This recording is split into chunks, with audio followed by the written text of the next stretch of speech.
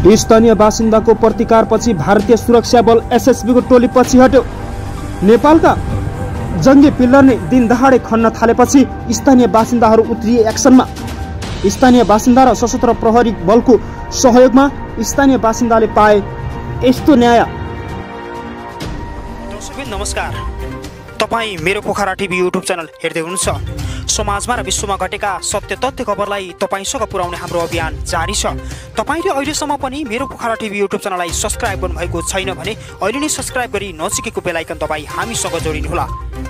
पल पलको ताजा खबरको अपडेट तपाईँलाई दिने हाम्रो अभियान निरन्तर रहिरहनेछ। मैले आज अत्यन्त महत्त्वपूर्ण र अत्यन्त खुसीको खबर तपाईँमा आज प्रस्तुत गरेको छु।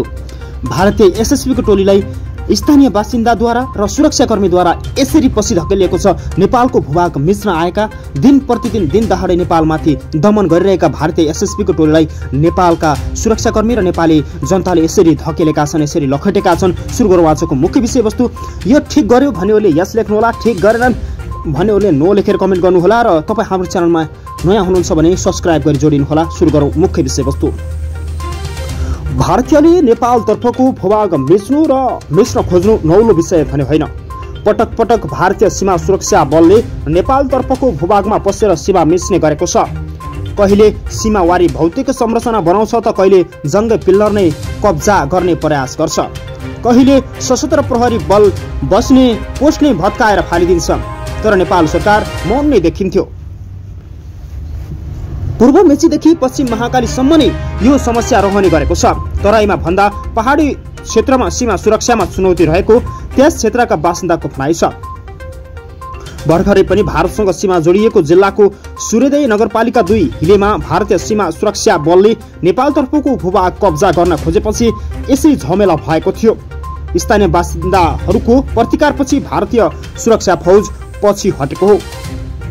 गएको शनिबार पशुपतिनगर स्थित हिले क्षेत्रमा रातारात भारतीय सुरक्षाकर्मी बल एसएसबीले एकतर्फी रूपमा नेपालतर्फको सीमामा बारबेर लगाएर सीमा क्षेत्रमा बस्ने नेपालीहरूलाई पछिल्ली धकेलेको भनाइ छ। भारतीय पक्षले नेपालतर्फको भूभाग कब्जा गर्न खोजेपछि एकजुट भएका नेपालीले यसको खुलेरै नेपालको रक्षा गर्नुपर्ने जनाएका छन्।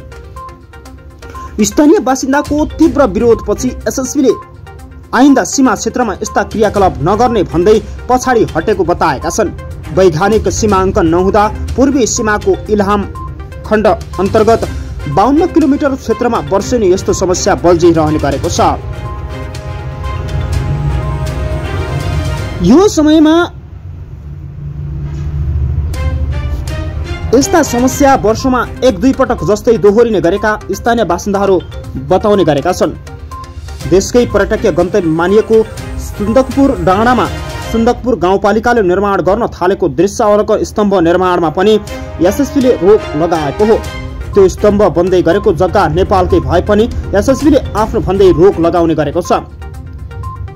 सन्दकपुर लगायतका विभिन्न स्थानमा भारतीय पक्षले पनि सीमा क्षेत्रको संरचना बनाइरहेको छ। विषम 2064 को संविधान सभा निर्वाचनका भारतले सुरक्षाका लागि भन्दै 3-3 किलोमिटरमा भारतीय सीमा सुरक्षा बल एसएसबी को बीओपी राखेको थियो। भारतले कतिपय स्थानमा 10 गजा भित्रै पनि एसएसबी को क्याम्प राख्ने गरेको छ। इलाममा नेपाल भारत सीमानामा पर्ने ठाउँमा एसएसबीले 10 गजा भित्रै पाल टाँगेको बताइएको छ। उनीहरू हतियार लिएर नै बस्ने गरेको समेत बताइएको छ। भारतले बारम्बार सीमा मिचेर संरचना बनाइरहन्छ, तर नेपाली भूभागमा संरचना बनाउँदा पनि पटक पटक रोक लगाउने र दुःख दिइरहने गरेको स्थानीय बासिन्दाको भनाइ छ। मानेभन्ज्याङमा नेपाल र भारततर्फ 10 गजा क्षेत्रमा पर्ने घर बनेका छन्। पशुपतिनगरको फाटकामा भारतीय तर्फबाट 10 गजा क्षेत्रमा गुम्बा बनाइएको छ। गुम्बा बन्न थालेपछि नेपालबाट पटक पटक पहल गरिएको भनिए पनि संरचना बनाएर छाड्यो। केन्द्रबाटै नापी टोली आएर नाप्दा पनि त्यो स्थान 10 गजा भित्रै देखिए पनि संरचना बनाउन भने रोकिएन। नेपाल सरकारले त्यो स्तम्भ किन र कसरी बनाइयो भनेर भारतसँग जवाब समेत माग्ने आँट नगर्दा स्थानीय बासिन्दाहरू झन् रुष्ट बन्दै गएका छन्।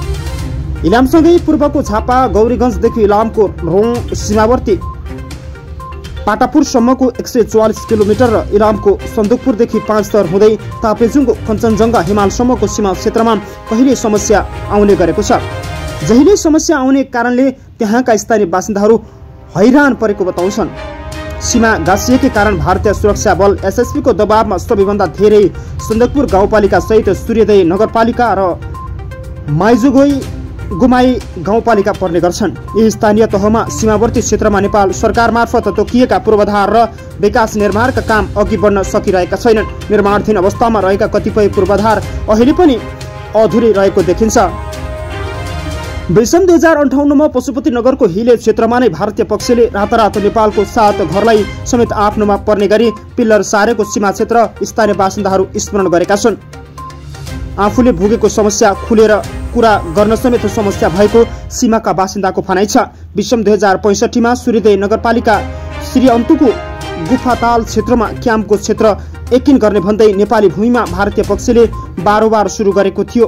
त्यहाँ पनि नेपालले तीव्र विरोधका कारण भारतीय पक्ष पछि हटेको देखिन्छ। सीमा क्षेत्रको सुधारका लागि नेपाल सरकारले सशस्त्र प्रहरी बल बोर्डर आउट पोस्ट राख्ने निरन्तर तयारी थालेको छ। इलाममा मात्र यस वर्ष 5 पटक बीओपी स्थापना भएको छ। जिल्लाका सीमा क्षेत्रमा पर्ने 7 स्थानमा सशस्त्र प्रहरीको बीओपी स्थापना भइसकेका छन्। सशस्त्र प्रहरीले मात्र सीमाको रक्षा गर्ने कठिन भएको बताइएको छ। अझै केही अन्य स्थानमा पुनः बीओपी थप गर्ने लक्ष्य राखिए पनि नेपाली सेनाले सशस्त्र प्रहरी बलको ब्याकफोर्सको रूपमा सहयोग गर्नुपर्ने स्थानीय बासिन्दाहरू बताउँदै आएका छन्। पहिला गाडिएका सीमा स्तम्भ कतिपय भारतीय पक्षले गायब गरिसकेको छ भने कतिपय आधा खनेर छाडिएको छ। सीमावर्ती क्षेत्र इलाममा मात्र 37 सीमा स्तम्भ छैनन्। यो क्षेत्रमा मुख्य जङ्गे पिल्लर 17 हुनुपर्नेमा 16 सहायक पिल्लर र 83 हुनुपर्नेमा 72 रहेका बताइएको छ। सानो पिल्लर 64-46 रहेकोमा हुनुपर्नेमा 21 मात्र भएको बताइएको छ। सीमा पिल्लर नै कतिपय ठाउँमा गायब भएको कारण सीमामा समस्या बल्झी रहने गरेको पाइएको हो। भारतीय पक्षबाट गुगल म्याप लिएर सीमाङ्कनका लागि अघि बढ्दा समस्या थपिने गरेको छ। यसबारेमा दिगो समस्या समाधान उपाय खोज्नुपर्ने सूर्योदयका नगर प्रमुख रणबहादुर राईले बताउनु भएको छ। सीमा क्षेत्रमा खटिने सशस्त्र प्रहरी अधिकृतले भने पूर्वमा त्यति धेरै समस्या नभएको बताउने गरेका छन्। कतिपय भूभागमा भारतीय एसएसबीको टोलीले घरमा नै आएर धपकाई गर्ने गरेको र स्थानीय बासिन्दाहरूलाई त्रासमय वातावरणमा बाँच्न बाध्य बनाएको बताउँदै आएका छन्। कतिपय भारतीय आफ्ना क्षेत्रमा नै नभएका पिलरहरू पनि सार्ने गरेको पाइएको छ। नेपाल र भारतबीच सीमा समस्या समाधान गर्ने विषयमा सरकारले एकपक्षीय निर्णय समेत पनि गर्न नसक्दा त्यहाँका स्थानीय बासिन्दाहरू दिन प्रतिदिन कठोर यात्रा गर्न बाध्य भएको देखिन्छ। दर्शक तपाईँ मेरो पोखरा टिभी हेरिरहनु भएको थियो। समाजमा र विश्वमा घटेका सत्य तथ्य खबरलाई तपाईसँग पुर्याउने हाम्रो अभियान जारी छ। दर्शक आजको यो महत्त्वपूर्ण अनि एक्सक्लुसिभ खबर तपाईँलाई कस्तो लाग्यो? भिडियो अन्तिमसम्म हेरेर सुनेर साथ दिनुभयो त्यसका लागि धन्यवाद। यस्तै यस्तै नयाँ ताजा खोज अनि सन्देशमूलक भिडियो हेर्नका लागि तपाईँले मेरो पोखरा टिभी मिठो अनलाइन टिभीलाई एकसाथ सब्स्क्राइब गरी हामीसँग जोडिनुहोला। दर्शक तपाईँको बाँकी पल शुभ रहोस्। नमस्कार।